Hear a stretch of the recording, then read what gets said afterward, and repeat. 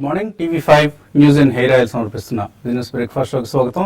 Asian markets లో mixed trend కనిపిస్తుంది ఈ ఉదయం. లాస్ట్ నైట్ యుఎస్ మార్కెట్స్ మళ్ళీ మరొక రికార్డ్ హై దగ్గర, Dow Jones fresh record high దగ్గర, అలాగే S&P 500 మరొక న్యూ హై దగ్గర 2150 పైన క్లోజ్ అయ్యాయి.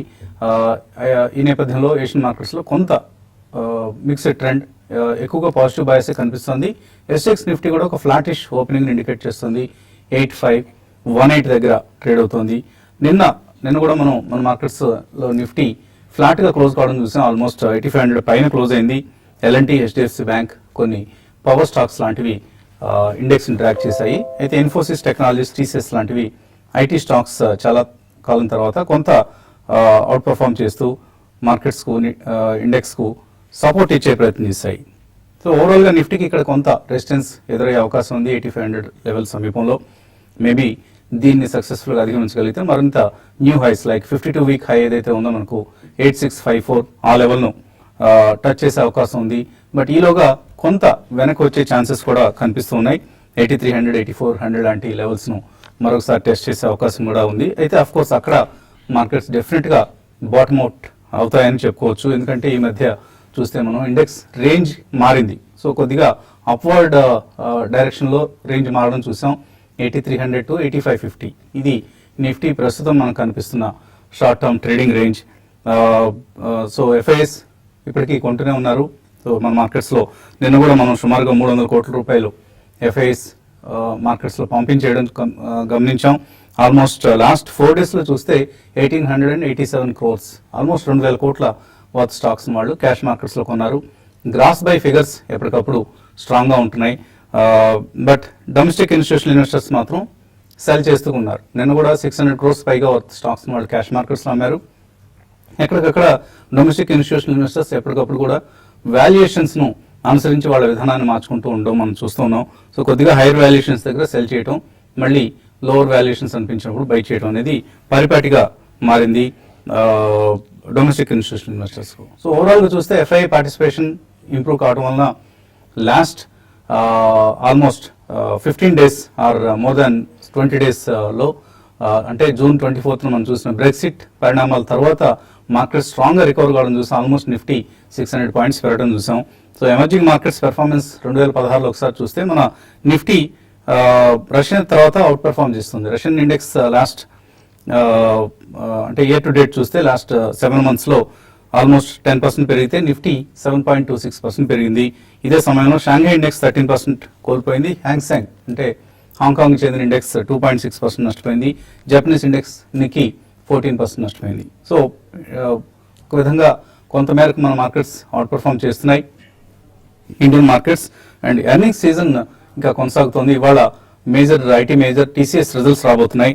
సో ఎక్కువ మందిలో పెద్దగా హోప్స్ ఏమి లేవు. TCS ఒక flattish performance, dollar revenue growth సుమారుగా 4 to 5% ఉండొచ్చు అన్న అంచనా మార్కెట్స్ లో ఉంది. చాలా కాలంగా అండర్ పెర్ఫార్మ్ చేస్తున్న స్టాక్ లాస్ట్ 1 year లో చూస్తే TCS hasn't given any return, flat గా ఉంది. 0.6% నష్టం ఉంది లాస్ట్ 1 year పెర్ఫార్మెన్స్. దీంతో కంపేర్ చేస్తే Infosys technologies has given positive returns, almost 24-25% పెరిగింది లాస్ట్ 1 year లో. సో ఇంతకుముందు మనం లాస్ట్ ఒక 1 year బ్యాక్ మనం ఎప్పటికప్పుడు ఈ ప్రోగ్రామ్ లో కూడా TCS కే ఎక్కువ మార్కులు ఇస్తూ ఉండేవాళ్ళం. ఇప్పుడు పరిస్థితి తారుమారై మళ్ళీ ఇన్ఫోసిస్ టెక్నాలజీస్ స్ట్రాంగ్ గా కనిపిస్తున్న తరుణం ఇది. సో రాబోయే రోజుల్లో కూడా Infosys technologies out performance over TCS కనిపిస్తుంది. అండ్ కొద్దిగా ఫార్మా అండ్ ఐటీ స్టాక్స్ లో ఈ లెవెల్స్ దగ్గర వాల్యుయేషన్స్ మేబీ అట్రాక్టివ్ గా ఉండి రిజల్ట్స్ ఏమాత్రం నిరాశపరచకపోతే ఈ 2 సెక్టర్స్ సంబంధించిన స్టాక్స్ లో బయింగ్ వచ్చే అవకాశం ఉంది. మనకు అందరికీ కూడా మల్టీ బ్యాగర్స్ కావాలి, కానీ వేచి చూసే ఓపిక మాత్రం తక్కువగా ఉంటుంది. సో మీకు, నాకు, అందరికీ మన స్టాక్స్ 10 20 రెట్టింతలు రిటర్న్స్ ఇవ్వాలని కోరుకుంటూ ఉంటాం. కానీ క్వాలిటీ స్టాక్స్ లో లాంగ్ టర్మ్ వేచి ఉన్న వాళ్ళకి డెఫినెట్ గా మల్టీ బ్యాగర్స్ లభిస్తూ ఉంటాయి. ఫర్ ఇన్స్టాన్స్ BSE 500 ఇండెక్స్ ని తీసుకుంటే ఇందులో ఆల్మోస్ట్ ఒక 270 స్టాక్స్ లాస్ట్ 10 years లో మోర్ దాన్ డబుల్ రిటర్న్స్ ఇచ్చాయి. ఇందులో 68 స్టాక్స్ అయితే 10 బ్యాగర్స్ అండ్ మోర్ ఇచ్చాయి. అంటే 10 రెట్లు లేదా అంతకంటే ఎక్కువ కూడా అయింది లాస్ట్ 10 years లో ఈ 68 స్టాక్స్ ఆఫ్ BSE 500. సో ఇందులో సింఫనీ ఫర్ ఇన్స్టాన్స్ చూస్తే ఈ స్టాక్ కన్జ్యూమర్ డొమెస్టిక్ స్టోరీ ఇది కూడా. సో సింఫనీ 24 times రిటర్న్స్ ఇచ్చింది లాస్ట్ 10 years లో. క్యాప్లిన్ పాయింట్ 16 టైమ్స్ రిటర్న్స్ ఇచ్చింది, రిలాక్సో ఫుట్వేర్ 17 టైమ్స్ రిటర్న్స్ ఇచ్చింది. సో ఇవన్నీ కూడా చాలా చాలా చక్కటి రిటర్న్స్ ఇచ్చినవి. సో BSE 500 ఇందులో ఒక చక్కటి యూనివర్స్ ఇది. ఇందులో స్టాక్స్ని మనం పిక్ చేసుకుంటే చాలు, ఇంకేదో పెద్ద రీసెర్చ్ చేయడం అవసరం లేదు. ఈ 500 స్టాక్స్లో మల్టీ బ్యాగర్ అయ్యే పొటెన్షియల్ ఉన్న స్టాక్స్ ఏవి అని ఒడిసి పట్టుకోగలిగితే మనం కృతకృత్యులు అవుతాం మల్టీ బ్యాగర్ స్టాక్స్ని ఐడెంటిఫై చేయడంలో. ఆఫ్కోర్స్ మన అనలిస్ట్ ఎప్పటికప్పుడు చక్కటి రికమెండేషన్స్ ఇస్తున్నారు, అండ్ ఎక్కువగా మిడ్ క్యాప్స్లో మన అనలిస్ట్ ఇస్తున్న రికమెండేషన్స్ ప్రాఫిట్ ట్రేడ్లో ఫండమెంటల్స్ ఈ అంశానికి సబ్స్క్రైబ్ చేసిన వాళ్ళకి అందుతూ ఉన్నాయి. ఆ స్టాక్స్లో 1-2 స్టాక్స్ని మీరు ఇన్వెస్ట్ చేసి ఒక దీర్ఘకాలం 5 to 10 years కనుక వెయిట్ చేయగలిగితే డెఫినెట్లీ మంచి రిటర్న్స్ వస్తాయి, మల్టీ బ్యాగర్ రిటర్న్స్ వస్తాయి. అండ్ లాస్ట్ 10 yearsలో మల్టీ బ్యాగర్స్ అయ్యాయి కదా అని మళ్ళీ అందులో దూరితే అవి నెక్స్ట్ 10 yearsలో అండర్ పెర్ఫార్మ్ కూడా చేయొచ్చు, ఆ రిస్క్ కూడా ఉంటుంది.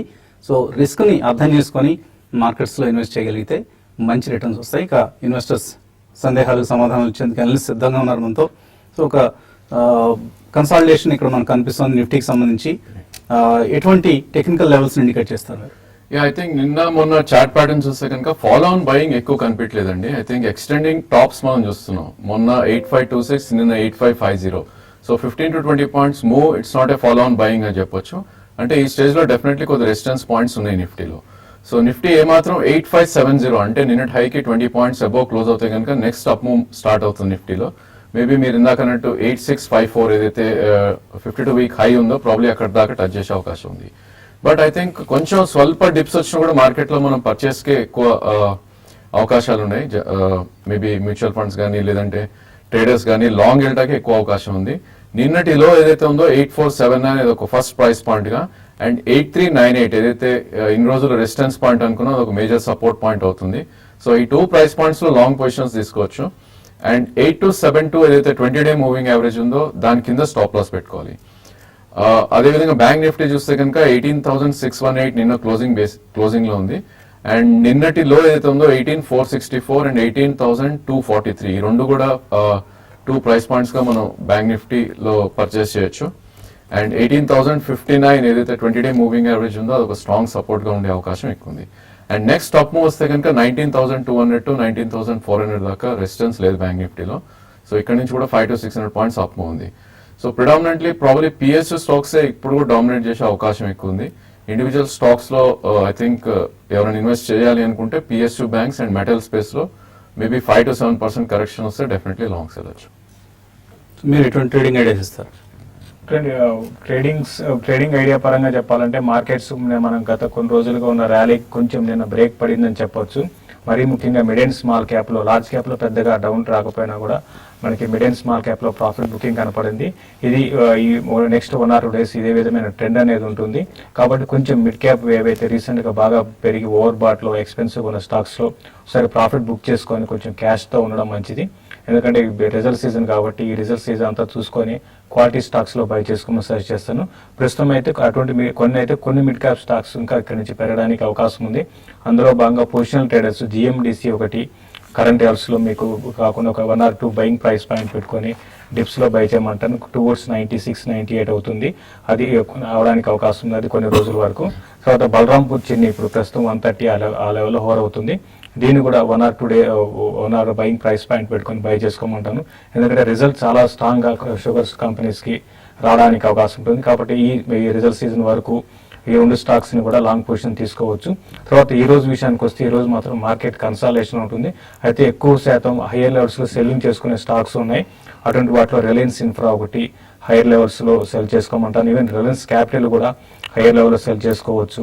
తర్వాత ఇండియా సిమెంట్స్ నేను చూసాం, మనం సిమెంట్ కంపెనీస్లో కూడా కొంత ప్రాఫిట్ బుకింగ్ అనేది కనపడింది. ఇండియా సిమెంట్స్ని కూడా హై లెవెల్లో సెల్ చేసుకోవచ్చు. అయితే బయింగ్ విషయానికి వస్తే సిప్లా ఒకటి బై చేసుకోమని చెప్తాను. తర్వాత బ్రిటానియా ఒకటి కూడా రీసెంట్గా కొంచెం అప్ మూవ్ వచ్చింది, కరెక్షన్ అయిపోయి దీన్ని కూడా పొజిషనల్ ట్రేడర్స్ ఈవెన్ ఇంట్రాడే కోసం కూడా బ్రిటానియాని బై చేసుకోమంటాను. ITC ఒకటి కూడా లాస్ట్ కొన్ని రోజులుగా ఒక చిన్న కరెక్షన్ ITCలో వచ్చింది. అయితే ఈ లెవెల్లో కొంచెం ITC కూడా ఆగడానికి అవకాశం ఉంటుంది, దాన్ని కూడా ఇంట్రాడే కోసం బై చేసుకోమంటాను. అయితే బ్యాంక్ నిఫ్టీ మాత్రం ఎక్కువగా PSU బ్యాంక్స్లో ప్రాఫిట్ బుకింగ్ అనేది చూస్తున్నాము. కాబట్టి ఇక్కడ నుంచి బ్యాంక్ నిఫ్టీ కొంచెం హయ్యర్ లెవెల్స్లో 18,000-1800 దగ్గరకు వచ్చినప్పుడు అలా ప్రాఫిట్ బుక్ చేసుకొని మళ్ళీ లోయర్ లెవెల్స్లో రీఎంటర్ కమ్మని చెప్తాను. ఓకే అండి, కాలర్స్ లైన్లో ఉన్నారు. మొదటి కాలర్ విజయ్ కుమార్ యుఎస్ఏ నుంచి. హలో హలో హలో రండి Vijay Kumar. Sir good morning sir. Good morning. All of you. Sir మా దగ్గర LNT finance, Omkar speciality, SBI మూడు స్టాక్ మన శేషు గారు బాసు గారు రికమెండేషన్ తో కొన్నాను. ఓకే అండి. వాటి ఎల్ఎన్టీ ఫైనాన్స్ హోల్డ్ చేస్తా నమ్మాలి ఫండమెంటల్స్ చెప్తారు సార్. సో మిగతా రెండు హోల్డ్ చేస్తారు ఎలాగూ, Omkar speciality and SBI. What sir? Omkar speciality SBI గురించి మీకు ఎటువంటి సందేహం లేదు. ఎల్ఎన్టీ ఫైనాన్స్ మాత్రం హోల్డ్ చేయాలా వద్దా అనేది సందేహం, అంతే కదా? అంతే సార్, అంతే సార్. ఓకే ఓకే అండి. ఎల్ఎన్టీ ఫైనాన్స్ ఏం చేయాలి, హోల్డ్ చేయొచ్చు. ఎల్ఎన్టీ ఫైనాన్స్ హోల్డ్ చేయమని చెప్తానండి. అంటే ఇప్పుడు మీకు ఇందులో ఏంటంటే పెద్ద బిగ్ మూవ్స్ అయితే ఉండకపోవచ్చు అండి. ఒక రేంజ్ లోనే ఉంటుంది. మనకి ఇప్పుడు కాదు, గత కొన్నేళ్ళుగా చూస్తున్నాము ఒకే రేంజ్ లో ఉంది. కాబట్టి ప్రస్తుతం అయితే మీరు హోల్డ్ చేయండి. లాంగ్ టర్మ్ ఇన్వెస్ట్మెంట్ కి అయితే మాత్రం రిటర్న్ వచ్చే అవకాశం ఉంటుంది. అయితే అదర్ సెక్టర్ లో, అదర్ స్టాక్స్ లో వచ్చినంత రిటర్న్ రాకపోవచ్చు. బట్ 10 to 15%, even 20% రిటర్న్ కోసం అయితే మీరు 1 or 2 years కోసం వెయిట్ చేయమంటాను. ఓంకార్ స్పెషాలిటీ కూడా చాలా స్ట్రాంగ్ ఫండమెంటల్స్ ఉన్న కంపెనీ అండి. దాన్ని కూడా ఇప్పుడే కొంచెం రీసెంట్గా కొంచెం కరెక్ట్ అయింది. దాన్ని కూడా ఎవరి డిప్లో మీరు బై చేసుకుంటే ఆల్రెడీ హోల్డింగ్స్ ఉన్నాయి కాబట్టి లాంగ్ టర్మ్ కోసం మంచి స్టాకే, రెండు కూడా హోల్డ్ చేయమని చెప్తానండి. తర్వాత కాలర్ విశాఖపట్నం నుంచి Srinivas. Hello good morning sir. Morning అండి.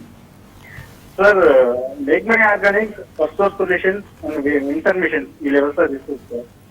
మేఘమణి, ఫస్ట్ సోర్స్ సొల్యూషన్స్, మూడోది ఏదన్నారు? Windsor Machine sir, Windsor Machine. Windsor Machine. Okay, మూడు స్టాక్స్ తీసుకోవచ్చు ఇక్కడ. I think First Source Solution చూస్తే కనుక ఈ స్టాక్ ఆల్రెడీ మనకి 30-35 రూపీస్ నుంచి 47 to 50 మధ్యలో ట్రేడ్ అవుతుందండి. సో కొంచెం కరెక్షన్ కోసం వెయిట్ చేసి ప్రాబ్లీ మేబీ ఇది ఒక 5 to 7% కరెక్ట్ అయితే మీరు బై చేయొచ్చు. కాకపోతే దీనిలో అట్లీస్ట్ మనకి 1 to 2 years వ్యూ ఉంటేనే మీరు స్టాక్ తీసుకోవాలి. అండ్ మేఘమణి ఆర్గానిక్స్ ప్రాబ్లీ కొంచెం వీక్ గా ట్రేడ్ అవుతున్న స్టాక్ ఈ స్టేజ్ లో. ప్రాబ్లీ ఇది ఆల్ టైమ్ హై ఏదైతే ఉందో 53-54 ఆ లెవెల్లో ఉంది కాబట్టి కొంచెం కరెక్షన్ ఉండే ఛాన్సే ఎక్కువ ఉంది ఈ స్టేజ్ లో. ఇప్పుడైతే అవాయిడ్ చేయండి. మేబీ ఇది మళ్ళీ 39 నుంచి 36 మధ్యలో వస్తే I think you can pick up again. Windsor machine గురించి అడిగారండి. ఇది పెద్దగా గొప్ప స్టాక్ అయితే కాదండి. ఇది అయితే కొంచెం రిజల్ట్ పరంగా మన క్వార్టర్ చాలా కొంచెం స్ట్రాంగ్ వచ్చింది. అయితే ప్రాఫిట్ మార్జిన్స్ అనేది పెద్దగా లేవు, దాని దృష్టిలో పెట్టుకోండి. బట్ ఏదైనా కూడా ఇటువంటి స్టాక్స్ కన్నా క్వాలిటీ స్టాక్స్ లో ఉండడం మంచిదండి. ఓకే అండి. ఇక మరిన్ని కాల్స్ అలాగే మెయిల్స్ కూడా తీసుకునే ముందు కాసేపు ప్రకటనలు.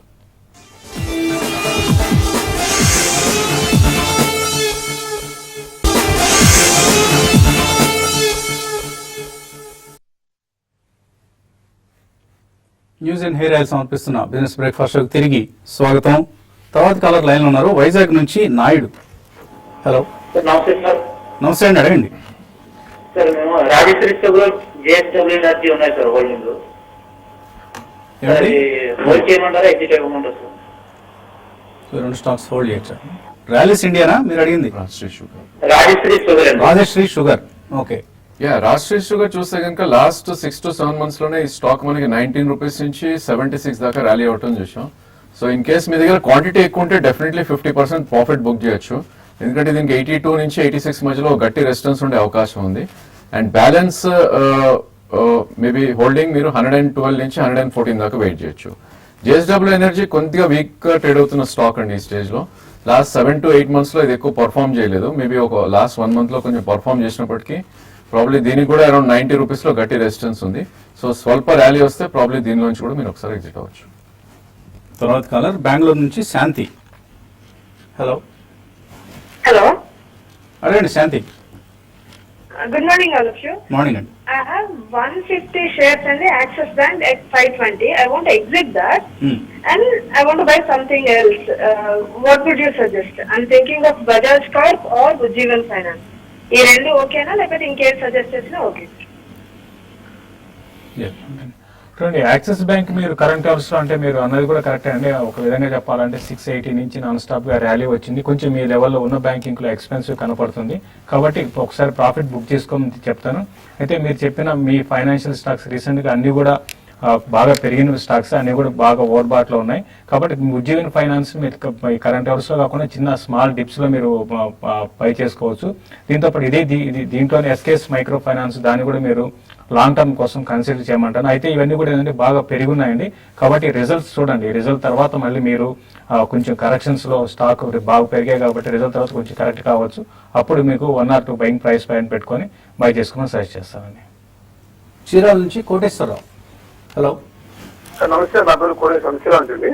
అవునండి కోటేశ్వరరావు. సార్ నాది నాకంటే పెద్దగా విషయాలు ఉన్నాయండి, ముందుకొచ్చి అమ్ముకుంటుంది. Nagarjuna construction sir. అవును సార్. ఏ రేట్లో కొన్నారు మీరు? మేము 75 కొన్నామండి. 75 రూపాయలు కొన్నారు. నాగార్జున కన్స్ట్రక్షన్స్ హోల్డ్ చేయొచ్చా? ఐ థింక్ కన్స్ట్రక్షన్ స్పేస్ లో కొద్దిగా అండర్ పర్ఫార్మ్ చేస్తున్న స్టాక్ అండి. ప్రాబ్లీ స్టేబుల్ స్టాక్ గా మనం చెప్పుకోవచ్చు. లో బీటా స్టాక్ డెఫినెట్లీ మీరు హోల్డ్ చేయండి. ప్రాబ్లీ ర్యాలీ వచ్చేది 87 నుంచి 96 మధ్యలోకి వస్తే కనుక మీరు ట్రేడింగ్ ప్రాఫిట్స్ తీసుకోవచ్చు. అలాగే ఈమెయిల్ సందేహాలు కూడా చాలా రావడం జరిగింది. రమేష్ అయ్యగారి అడుగుతున్నారు, Sun pharma declared buyback today or from today but no mail or any information అని అడుగుతున్నారు. సో బైబ్యాక్ ఆఫర్ కి రికార్డ్ డేట్ ఇవాళ ఇవ్వడం జరిగిందండి. రేపు జూలై 15 రికార్డ్ డేట్గా కంపెనీ ప్రకటించడం జరిగింది. సో సుమారుగా 75 లక్షల షేర్లని కంపెనీ బైబ్యాక్ చేస్తుంది. సో 900 రూపాయల ధర దగ్గర చాలా అట్రాక్టివ్ ప్రైస్. 770 ప్రస్తుతం మనకు మార్కెట్స్లో కనిపిస్తున్న ప్రైస్. అయితే 900 రూపాయల దగ్గర బైబ్యాక్ చేస్తుంది. కానీ చాలా తక్కువ షేర్లు, 75 లక్షల షేర్లు. ఎందుకంటే కంపెనీ చాలా పెద్ద ఈక్విటీ. ఇందులో ఆల్మోస్ట్ 15% స్మాల్ షేర్ హోల్డర్స్కి రిజర్వ్ చేస్తున్నారు ఈ 75 లక్షల షేర్లు. అంటే సుమారుగా 10 లక్షల షేర్లు స్మాల్ షేర్ హోల్డర్స్ ఎవరికైతే 2 లక్షల రూపాయల కంటే తక్కువ వాల్యూ ఉన్న షేర్స్, అంటే ఇప్పుడున్న ప్రైస్ ప్రకారం 770 అనుకోండి, 2 లక్షల రూపాయలు అంటే సుమారుగా 250 షేర్లు ఎవరి దగ్గర అయితే ఉన్నాయో, or I think 200 shares, some calculation, I don't exactly get that number. So almost 200 షేర్లు అంతకంటే తక్కువ ఉన్న వాళ్ళ దగ్గర నుంచి కొంటారు. సో వెయిట్ చూడండి, మీకు ఒక లెటర్ ఆఫ్ ఆఫర్ వస్తుంది. ఆ ఆఫర్ను మీరు ఫిల్ చేసి వాళ్ళకి సబ్మిట్ చేస్తే మీ దగ్గర ఉన్న షేర్స్ని కొనేందుకు ఆస్కారం ఉంటుంది. బట్ గమనించండి, ఓన్లీ 75 లక్షల షేర్లు మాత్రమే, అందులో కూడా స్మాల్ షేర్ హోల్డర్స్ నుంచి 10 లక్షల షేర్లు మాత్రమే కొనుగోలు చేస్తారు. మేబీ మీకు ప్రపోర్షనేట్గా 50 షేర్లు 10 షేర్లు, ఒకవేళ మీ దగ్గర 100 షేర్లు ఉంటే 10-20 షేర్లు మాత్రమే వాళ్ళు బైబ్యాక్ చేసే అవకాశం ఉంటుంది. వెయిట్ చూడండి, మీకు లెటర్ ఆఫ్ ఆఫర్ వస్తుంది. అలాగే మారుతి ప్రసాద్, రిలయన్స్ రిజల్ట్స్ ఎలా ఉండొచ్చు? ఈ ప్రైస్లో కొనుక్కోవచ్చా? అంటే మీరు రిజల్ట్ వరకు అయితే మీరు ఒక ట్రేడింగ్ పరంగా అయితే కొనుక్కోవచ్చు అండి. ఎందుకంటే ఇది రీసెంట్గా బాగా వీక్గా ఉంది. అయితే లాస్ట్ ఒక 2-3 రోజులు అప్ ట్రెండ్ ఉంది. 1020, 1040 దాకా రావచ్చు. మీరు షార్ట్ టర్మ్ ట్రేడర్ అయితే మాత్రం కొనుక్కొని క్లోజర్గా 1040 దగ్గర ఎగ్జిట్ కమని చెప్తాను. సో కేర్ఫుల్గా ఉండండి, రిజల్ట్ రేపే ఉంది. రేపు బహుశా మార్కెట్ అవర్స్ తర్వాత ఇస్తారు వాళ్ళు. ఎప్పుడు కూడా మార్కెట్ అవర్స్ తర్వాత వస్తాయి కాబట్టి రిస్క్ తీసుకోదలుచుకోకపోతే విడిచిపెట్టండి. రిజల్ట్స్ వచ్చిన తర్వాత, క్లారిటీ వచ్చిన తర్వాతే కొనుక్కోండి, అదర్వైజ్ అవాయిడ్ ఇట్. చంద్రకాంత్ అడుగుతున్నారు, 2 సంవత్సరాల పర్స్పెక్టివ్తో అబాన్ ఆఫ్ షోర్ కొనుక్కోవచ్చు ఇక్కడ? నో, డెఫినెట్లీ నో అండి. ప్రాబ్లీ ఈ స్టాక్ చాలా వీక్ గా ట్రేడ్ అవుతుంది. ఈ స్టాక్ చూస్తే కనుక 1000 నుంచి ఆల్మోస్ట్ అరౌండ్ 250-260 లెవెల్స్ లో ఉంది అండ్ పుల్ బ్యాక్ కూడా రాలేకపోతుంది. సో డెఫినెట్లీ ఈ స్టాక్ అయితే అవాయిడ్ చేయొచ్చు మీరు.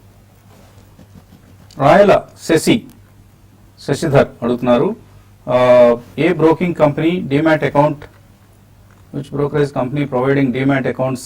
మీరు ఒక బ్రోకింగ్ సంస్థను మా రికమెండ్ చేయమన్నట్లుగా అర్థమవుతుంది. మీ మెయిల్లో పూర్తి క్లారిటీ లేదు.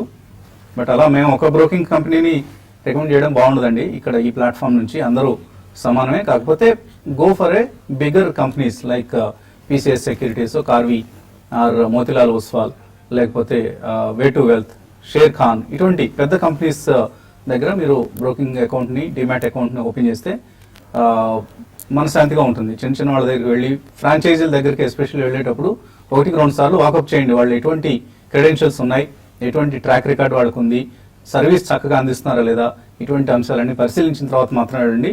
అదర్వైజ్ చూస్ బిగ్ నేమ్స్. ఛార్జెస్లో పెద్దగా తేడా ఏముండదు, 0.1% అటు ఇటుగా ఛార్జ్ చేస్తున్నారు. కొన్ని కంపెనీస్ అయితే